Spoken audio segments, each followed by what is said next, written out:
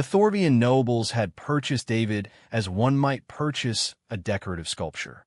They kept him in a climate-controlled habitat within their palatial estate on Thorvia Prime, displayed him to guests as a curiosity, a primitive mammal from a backwater world, fascinating in his inefficiency and his bizarre emotional expressiveness. David had been a zookeeper on Earth. He understood habitat requirements, behavioral enrichment, and the psychology of captive beings. He also understood something the Thorvians, for all their advanced civilization, had apparently never learned: the power of human attachment. On his first cycle of captivity, David had done what came naturally. He begun studying his captors. The Thorvians were crystalline beings, cold, logical, emotionally distant by human standards. They spoke in frequencies barely audible to humans, communicated through bioluminescent patterns, and seemed to find warmth and sentiment thoroughly baffling. They were brilliant, wealthy, and completely unaware of their own loneliness. David had noticed the smallest of them first, a juvenile Thorvian named Crystallis who lingered longer at David's habitat than the others. The young alien's luminescence flickered irregularly, a behavior David recognized as anxiety or curiosity. So David had begun his work.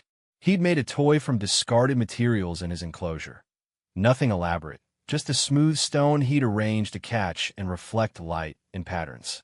He'd left it where Crystallis could see it, then pretended to ignore the young Thorvian's intense observation.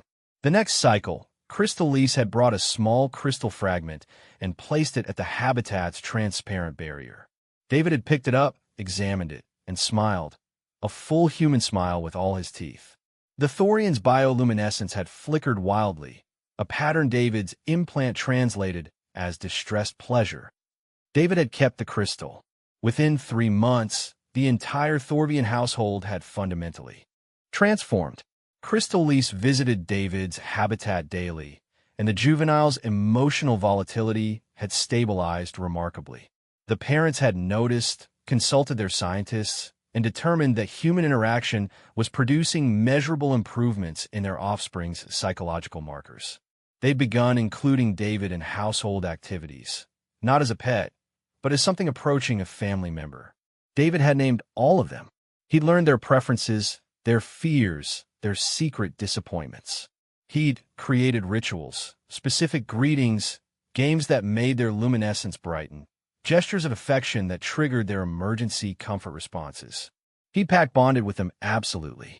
When Crystallis experienced distress over a failed academic examination, David had been there to console her with human warmth and genuine encouragement. When the father, Terminus, had suffered a professional humiliation, David had remained quietly present beside him for hours, offering companionship without demanding explanation. The mother, Refraction, had been the hardest to reach. She was rigid, formal, emotionally defended.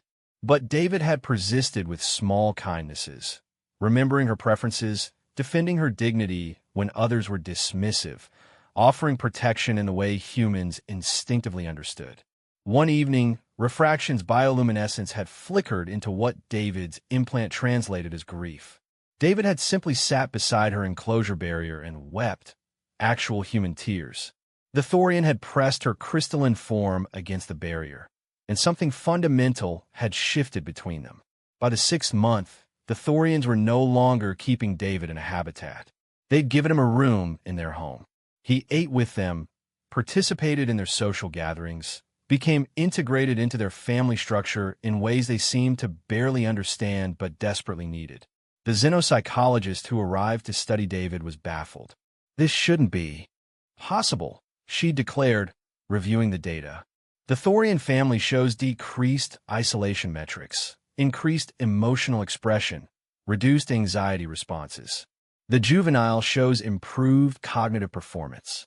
The entire household demonstrates behavioral indicators of happiness. David had shrugged. Humans pack bond. We attach to people, animals, objects, places. We create meaning through connection.